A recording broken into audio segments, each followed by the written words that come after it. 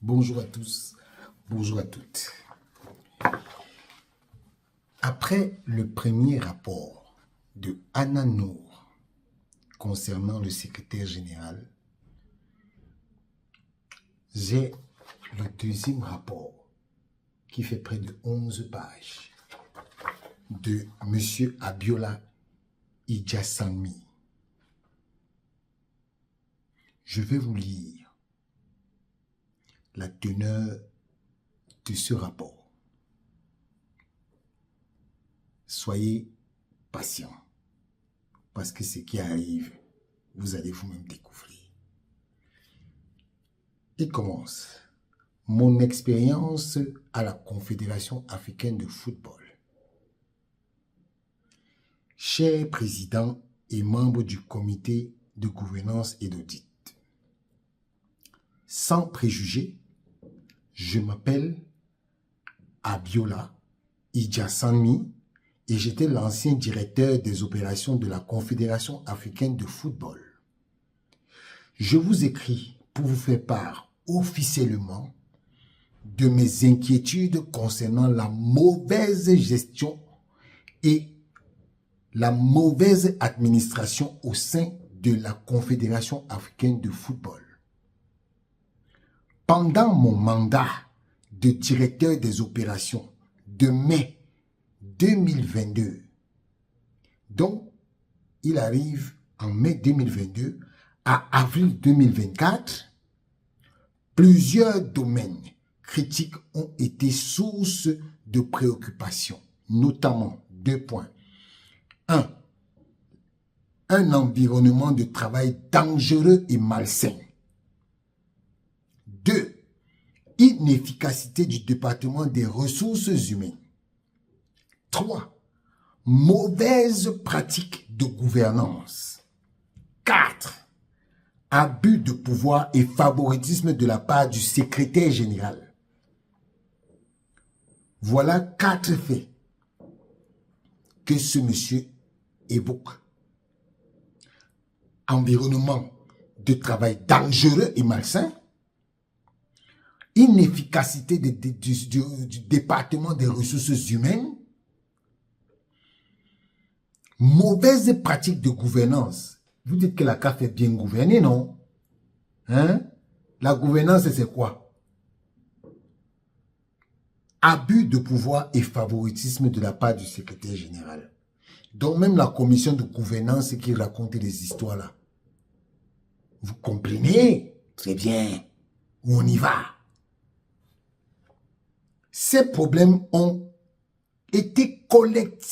collectivement contribué à une organisation dysfonctionnelle qui ne répondait pas aux normes attendues d'une entité internationale moderne, dont la CAF ne répond pas aux conditions d'une entité internationale moderne. Le contexte. J'ai été embauché par la CAF en avril 2022 et mon emploi a été résilié par le secrétaire général lors d'une réunion publique à laquelle ont assisté 125 membres du personnel où mon rôle a été exclu de l'organigramme. Peu de temps après, j'ai reçu un appel téléphonique du secrétaire général m'exhortant à démissionner ou à activer l'accord de résiliation mutuelle. Lorsque j'ai demandé du temps pour un avis juridique, j'ai reçu une lettre dans les 30 secondes suivant l'appel, confirmant une restitution. Vous voyez? Vous voyez? Vous voyez votre secrétaire général, ce qu'il fait? Vous voyez la CAF quand on dit qu'elle est bien gérée? Voilà la CAF de Motsepe et de Véron et de Gianni Infantino. Voilà la CAF là. Je continue. Ce type de comportement destiné à intimider et à humilier était courant. Je connais personnellement quelqu'un qui a vécu ça mais qui se tait. Et par respect pour lui, je ne vais pas dire qui il est. Le secrétaire général a affirmé que la restructuration était nécessaire parce qu'ils avaient nommé un chef des opérations, COO, sans les autorisations appropriées du comité exécutif. Donc, le mec fait les choses comme il veut. Comme il veut. Je vous ai dit qu'il a dit à Mamadou Gaye que même si c'est Motsepe qui vient lui demander de faire un truc, il ne fait pas. Ça, c'est un true story de la part de M. Véron Mosengo. En tant que tel, il a affirmé avoir agi au-delà de ses pouvoirs. Ah, je n'avais même pas lu ça. Hein? Il a confirmé avoir agi au-delà de ses pouvoirs. Comme pour vous dire que pour lui, la CAF, c'est lui. Il est l'ami de Gianni Infantino. Donc, lui là, Motsepe, tout le monde là ne vaut rien. C'est lui le président de la CAF. Vous voyez un secrétaire général qui se comporte comme ça? Même son communiqué, même son texte qu'il avait écrit, où il dit qu'il est venu restituer la CAF. Tu ne sais même pas faire un rapport, tu ne restituer une institution. Dans quel monde? Ce n'est pas fini. Hein?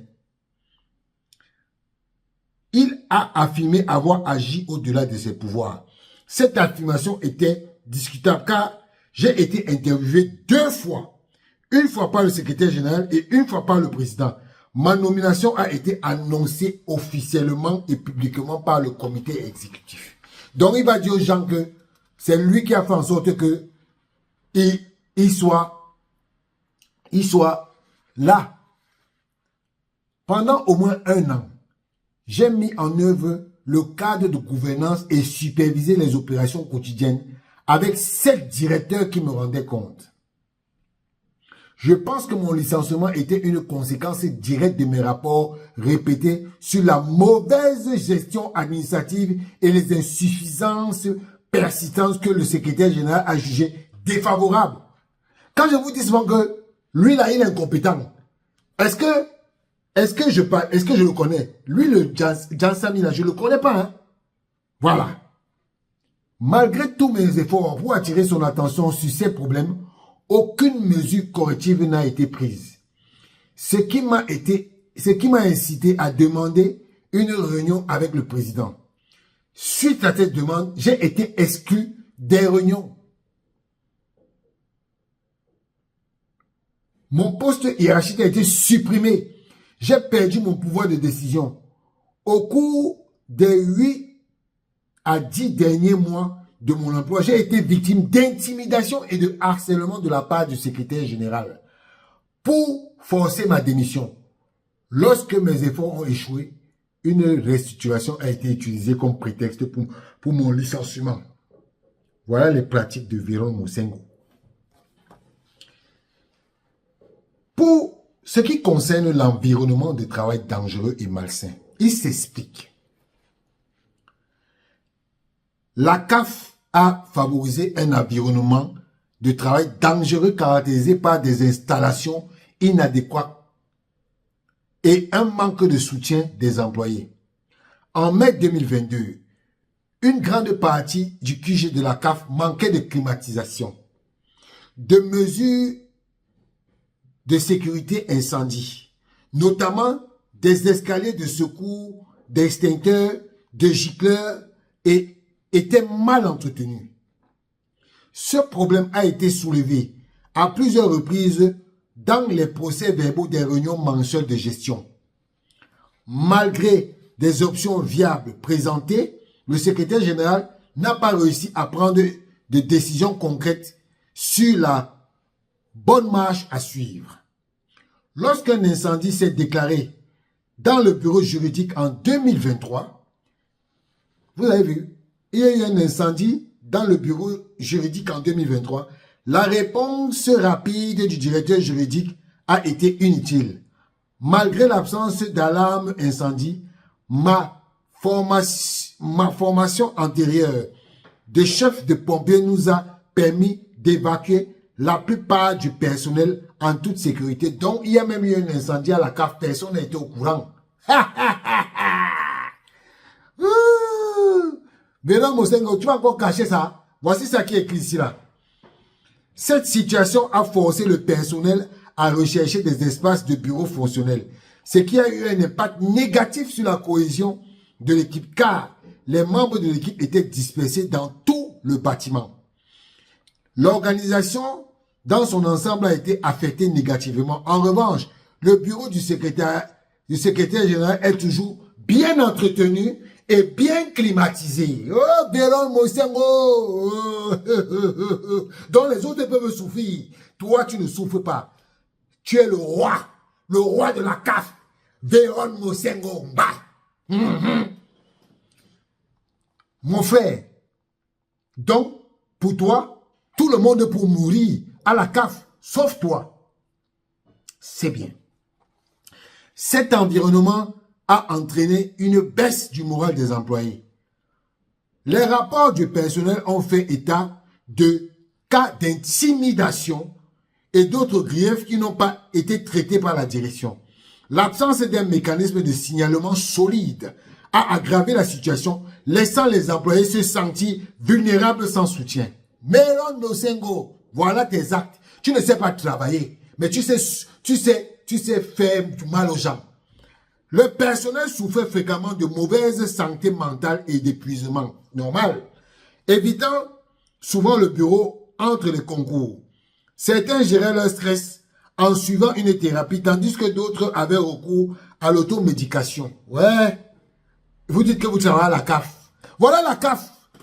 Voilà la CAF. On a fait partie à Made pour ça. Pour remplacer ça par quoi? Aucune réunion stratégique avec tous les directeurs présents, y compris le directeur des ressources humaines. Un membre du personnel a révélé que 4 membres de l'équipe s'automédicamentaient en raison de leur stress. Ils s'automédicamentaient parce qu'ils n'avaient pas d'assurance maladie. C'est la vérité. C'est la vérité. Pourquoi on va mentir? Voilà votre CAF, géré par Véron Mosengo et Gianni Infantino. Et il est là-bas, hein? Il n'entend pas ça. Il n'entend pas ça. Il a dit qu'il va venir restituer la CAF. Voilà votre CAF que vous êtes en train de restituer. Lorsque j'ai rapporté ces révélations alarmantes au secrétaire général, il n'a montré aucune inquiétude. Il ne semblait même pas comprendre le devoir de diligence d'un employeur, ni l'effet de cela sur la productivité. Il connaît quoi? Il connaît quoi d'abord? Même lui-même là, il connaît quoi? Il sait seulement aller à Assini. Hein. Ce sont ces endroits où il va là-bas, à Assini, en Côte d'Ivoire. Les employés ont également souligné le manque d'installation de ressources adéquates nécessaires pour qu'ils exécutent efficacement leurs tâches. Cela incluait une technologie obsolète, des fournitures de bureaux insuffisants, bureaux, chaises, ordinateurs portables et téléphones. Vous connaissez les ordinateurs qu'il y a là-bas? C'est les anciens ordinateurs que Bill Gates avait fait en 1980. C'est ça qui est encore la CAF. C'est pas moi qui parle, hein, c'est ça. Et des espaces de travail mal entretenus. Ces mauvaises conditions physiques de travail ont contribué à une atmosphère négative. À mon avis, ont réduit la productivité globale. 2. L'inefficacité du département des ressources humaines. Je l'avais déjà dit avant. Manque de procédures et de process appropriés. Le département des ressources humaines de la CAF est inadéquat et n'est pas adapté à sa mission. Il manque d'expérience. La procédure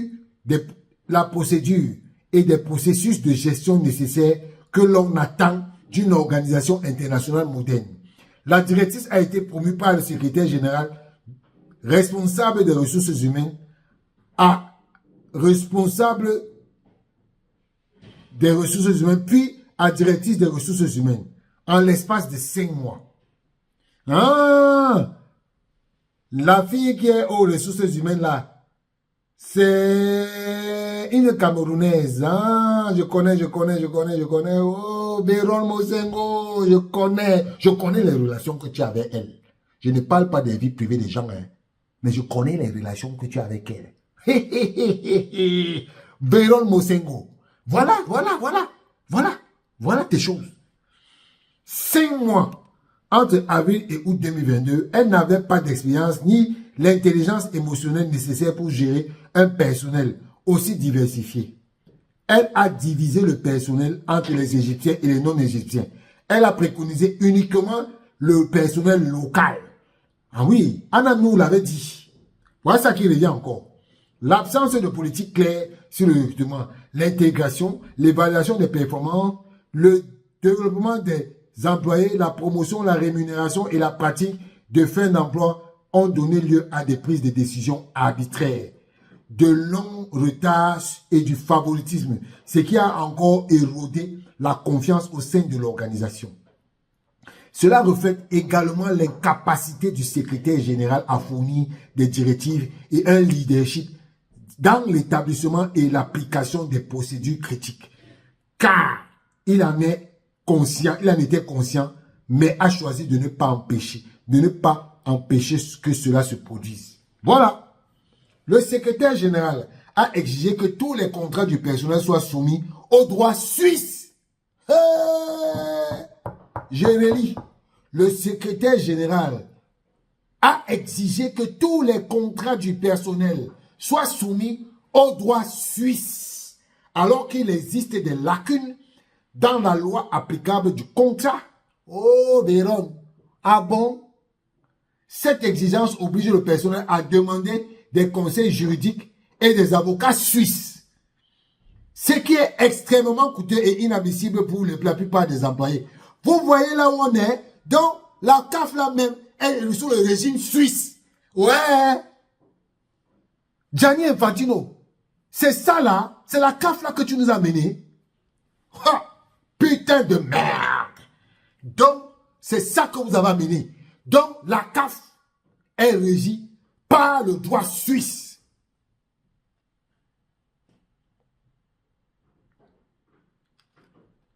Vous avez beau nous cacher les choses et c'est revenu. C'est revenu. Et vous allez voir. Je vais taper dessus. Je vais dire ça tous les jours. Je vais dire ça tous les jours.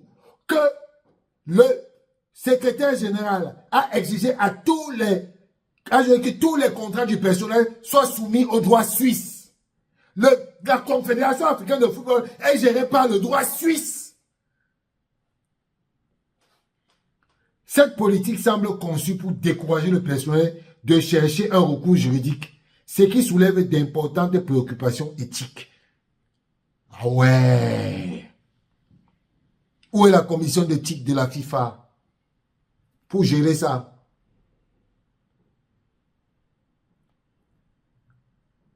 Toi, traitement inadéquat des préoccupations des employés. Le service des ressources humaines n'a jamais réussi à répondre efficacement aux préoccupations des employés. Les plaintes pour discrimination, harcèlement et d'autres problèmes sur le lieu de travail étaient fréquents et souvent ignorés ou incorrectement résolus. Cela a conduit à une culture du silence où les employés étaient réticents à s'exprimer, craignant des représailles ou l'inaction, l'absence des mesures décisives du secrétaire général pour améliorer ce service a encore aggravé les problèmes, démontrant une importante lacune de leadership. Ouais. Les plaintes concernant la directive des ressources humaines et sa mauvaise gestion des griefs étaient récurrentes, le secrétaire général choisissant souvent de les ignorer ou de faire appel à des consultants externes. PwC, lorsqu'ils étaient débordés, par exemple, une plainte contre le directeur des associations membres pour harcèlement n'a jamais été traitée, bien qu'elle ait été signalée au RH et au secrétaire général. Un email que j'ai envoyé au secrétaire général soulignant ce problème a également été ignoré. Cette inaction souligne l'incapacité du secrétaire général à assumer ses responsabilités et à prendre des décisions cruciales. Voilà le Véron qu'on dit que non, lui là, il n'aime pas l'argent, il est ceci, il n'est pas dans les faux trucs, il n'accepte pas les... Voilà ça. Voilà ça. Vous qui m'appelez souvent que pourquoi vous avez les problèmes avec Véron. Véron vous a fait quoi? Véron vous a fait quoi? Voilà ça. Voilà ça qu'on dit ici. En revanche, le directeur des RH est suivi de manière sélective. A suivi de manière sélective d'autres cas sans processus clair, laissant le personnel frustré et vulnérable. Au lieu d'adhérer à une procédure transparente et cohérente, le secrétaire général a pris par défaut les décisions finales, ce qui a souvent donné lieu à des résultats arbitraires. Cette approche incohérente met en évidence l'approche du secrétaire général pour superviser les opérations. Dans mon cas, lorsque j'ai été faussement accusé d'intimidation, alors que j'exhortais l'équipe des RH à suivre un cas d'absence pour maladie en cours, j'ai d'abord été blanchi des allégations. Cependant, des mois plus tard, j'ai fait l'objet d'une nouvelle enquête basée sur les mêmes faits et allégations. Cette situation souligne l'incompétence du département et l'incapacité du secrétaire général à fournir un leadership et une orientation claire. Il est évident que cette tactique visait à miner ma position et ma confiance. Voilà la CAF de Gianni Infantino, de Motsepe et de Véron Moussengo. Pratique de fin d'emploi médiocre. Le processus de cessation d'emploi au sein de la CAF ont toujours été stressants pour le personnel, contribuant à une anxiété considérable. Pour remédier à cela, j'ai tenté de mettre en place un processus d'entretien de sortie pour permettre aux employés qui partent de partager leur expérience qui pourrait être utilisée pour améliorer les pratiques organisationnelles. Cependant, ces efforts ont été contrecarrés. En outre, le personnel est souvent laissé seul et vulnérable. Une fois le préavis donné, les RH ne comprennent pas que l'organisation et l'obligation de soutenir les employés jusqu'au dernier jour de leur période de préavis, y compris l'aide au rapatriement dans leur pays d'origine. Les meilleures pratiques dans de telles situations incluent le maintien d'une communication claire, la fourniture d'un soutien complet pendant la période de transition et la garantie que toutes les questions financières et administratives soient résolues avant le départ de l'employé. Cette approche non seulement soutient de l'employé qui part, mais respecte également l'engagement de l'organisation en matière de pratiques et de bonne gestion éthique et responsable. Un exemple concernait un employé qui est devenu fâché pendant un entretien de départ, racontant les mauvais traitements qu'il avait subis de la part du secrétaire général et qui l'a conduit à demander un soutien psychologique alors qu'il était directeur à la CAF. Peut-être que c'est la personne que je parle là. La personne qui parle là. Retard dans la perception des cotisations de fin d'emploi.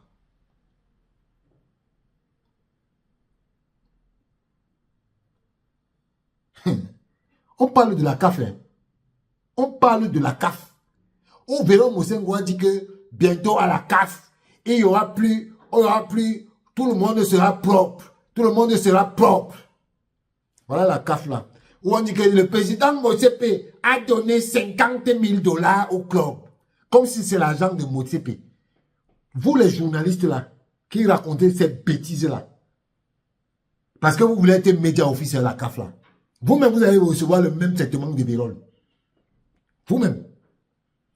Les membres du personnel international subissent des retards importants dans la perception des cotisations de fin d'emploi, avec un délai d'attente moyen de 4 à 5 mois après le départ. Ce retard a été à la fois délibéré et injuste, souvent utilisé comme moyen de pression pour contraindre le personnel à signer l'accord de restriction commerciale et de non-divulgation inappropriée. Ces cotisations qui comprennent des cotisations à la sécurité sociale sont contractuellement et légalement dus aux employés sans restriction. Ces paiements doivent être traités pendant la période de préavis. Les retards obligent souvent les anciens employés à retourner au Caire à leur propre fait pour signer des documents supplémentaires inutiles et exigés par l'administration. Dans mon cas, après 3 mois d'attente, j'ai dû engager des avocats, ce que je n'aurais jamais dû faire. Voilà. Voilà. Faible gouvernance. La CAF manque de transparence dans la prise de décision. La CAF souffre d'un manque important de transparence dans ses opérations. Les processus de prise de décision sont opaques. Les processus de prise de décision sont opaques avec peu ou pas de communication entre le secrétaire général, le personnel et les parties prenantes sur la justification des décisions clés. Ce manque de transparence porte atteinte à la responsabilisation et favorise un environnement où la mauvaise gestion peut prospérer. L'une des mesures correctives du rapport PwC de 2021 a été de mettre en œuvre une délégation d'autorité. Ils appellent ça DOA. Un document complet de délégation d'autorité a été élaboré. Ce document décrivait clairement les rôles, les responsabilités, les parties consultées et informées et faisant partie intégrante du cadre de gouvernance et des pratiques opérationnelles de la CAF. Il était destiné à s'appliquer à tout le personnel, y compris le secrétaire général. Elle a reçu l'approbation verbale du président le 12 février 2023 et la signature du SG en avril 2023. Après l'approbation de la délégation d'autorité, j'ai demandé au directeur de mettre en œuvre cette disposition, y compris le processus de signature des factures et établissement de seuil au sein de leur département, bien qu'il ait compris l'importance de la délégation d'autorité pour la transformation de la CAF, le secrétaire général a retardé à plusieurs reprises la publication du document à l'ensemble du personnel, préférant centraliser la prise de décision sous son autorité. C'est ça, mon ami. Ces retards, uniquement dus à la réticence du secrétaire général à diffuser le document de signature d'autorité, ont entraîné d'importantes inefficacités administratives et ont entravé le fonctionnement efficace de l'administration de la CAF. Cela était en contradiction directe avec le rapport PwC qui soulignait la nécessité d'une mise en œuvre rapide de la délégation d'autorité pour assurer le processus décisionnel rationalisé et transparent. Supervision inefficace. La structure opérationnelle de la CAF est déficiente et ne dispose pas de freins et de contrepoids cruciaux. Malgré les multiples réorganisations en cours des 18 derniers mois et la concentration des pouvoirs par la retraite du COO que je suis, le secrétaire général a négligé de nommer un adjoint pour superviser les opérations au quotidien. Cette absence de rôle administratif de haut niveau rend l'organisation vulnérable, car le secrétaire général n'est ni qualifié, ni expérimenté pour gérer efficacement tous les aspects opérationnels. D'où son incompétence, ce que je dis souvent. Voilà le rapport qui tue. Ce manque de supervision permet à certains cadres supérieurs de prendre des décisions unilatérales, telles que l'embauche ou la promotion du personnel, avec une responsabilité minimale. De telles lacunes en matière de gouvernance ont un impact direct sur l'efficacité et l'efficience globale de l'organisation et doivent être traitées. L'incapacité du secrétaire général à donner plus de pouvoir au directeur de ses retards dans la prise de décision ont introduit l'incertitude et l'inefficacité, obligeant les directeurs à gérer des problèmes découlant des responsabilités floues et de décisions tardives, ce qui porte atteinte à l'efficacité et au moral. Sous la mauvaise gestion du secrétaire général est également la mauvaise gestion du secrétaire général est également démontrée par la commande des rapports et stratégies coûteux et non mis en œuvre, notamment la stratégie de la CAF, les inspections PwC 2025 et les rapports RH de PwC.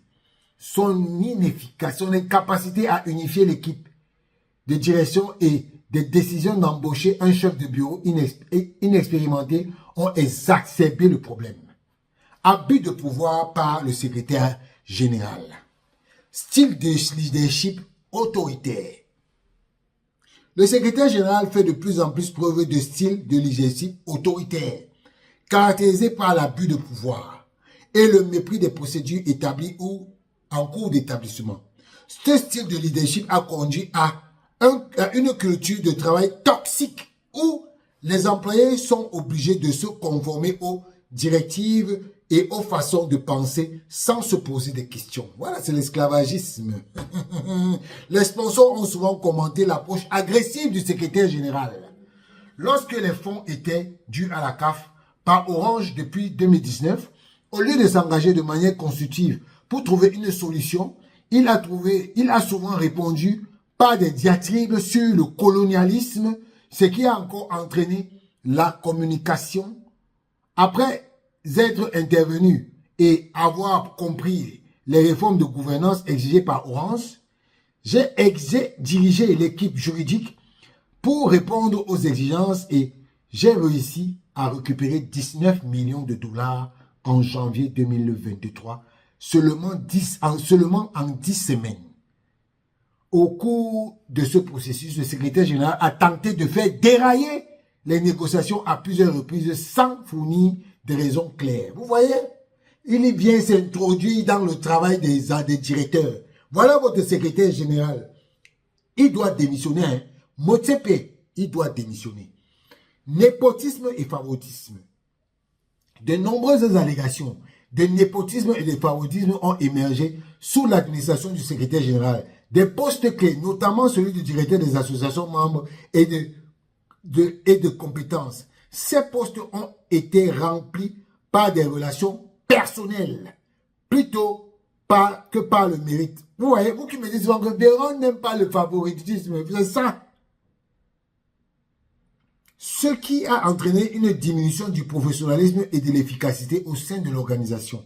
La pratique consistant à embaucher du personnel subalterne et à promouvoir à des postes supérieurs pour garantir la loyauté porte atteinte à l'ingérence d'un organe directeur international qui devrait établir une norme élevée pour sur tout le continent. Je vous ai dit qu'il a embauché quelqu'un sans appel d'offres à la CAF, comme directeur des médias à la CAN. Les concernés se reconnaîtront.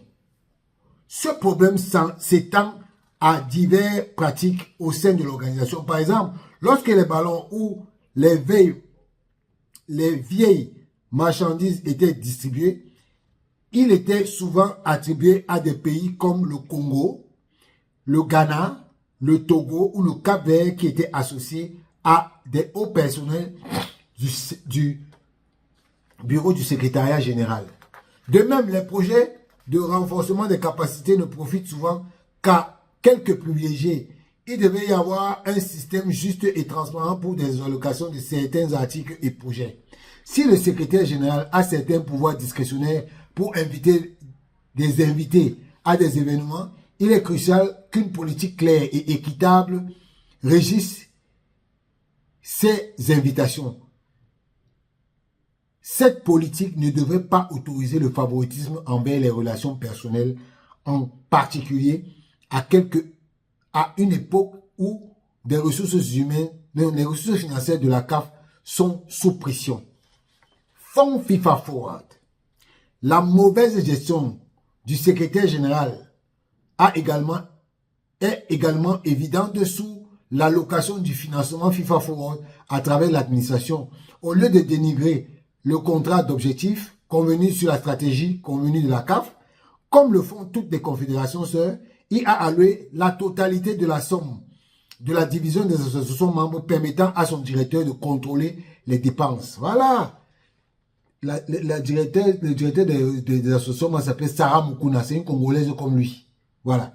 Cela a créé un conflit d'intérêts car la directrice a utilisé le budget exclusivement pour son département, livrer les programmes que d'autres départements étaient censés offrir, tels que le développement, la gouvernance et le football féminin.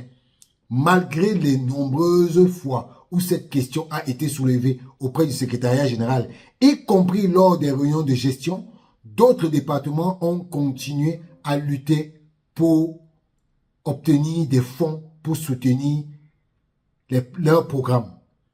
Pour les fonds FIFA Forward, en veillant à ce qu'ils soient conformes à la stratégie de la CAF et à ce qu'ils soient repartis de manière équitable entre toutes les initiatives, il est essentiel d'établir des directives claires et des mécanismes de surveillance pour la gestion du budget afin d'éviter les conflits d'intérêts et d'assurer la transparence. En outre, la distribution à un comité indépendant pour pouvoir surveiller et d'approuver les décisions financières importantes renforcerait les responsabilisations et rétablirait la confiance au sein de la CAF.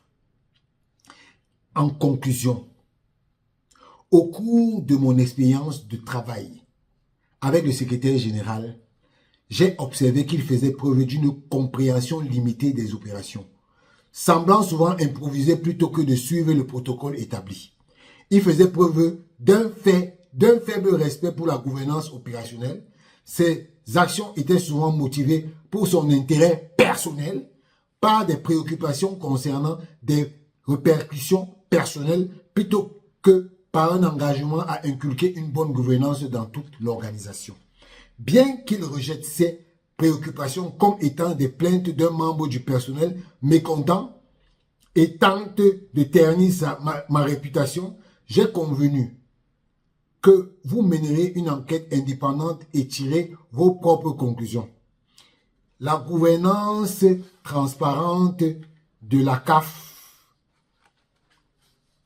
la gouvernance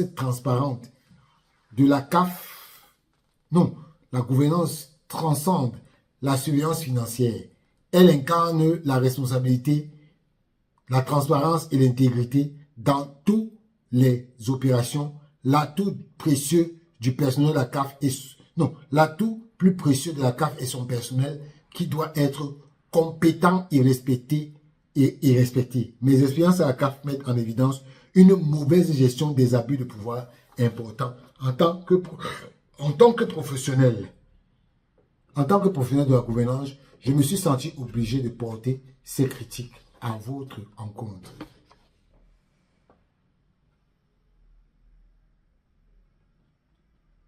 Véron Mosengo, au vu de tout ce qui précède, il faut que tu démissionnes. Si tu as un peu de considération pour ta personne, comme certaines personnes qui m'appellent pour me parler de toi là. Motsepe, au lieu d'aller demander à Eto ce qu'il doit faire au Cameroun comme travail, voilà le travail qui t'attend. Dégage Motsepe de Véron Mosengo de ce poste. En tout cas, j'ai fait mon travail. À vous le studio.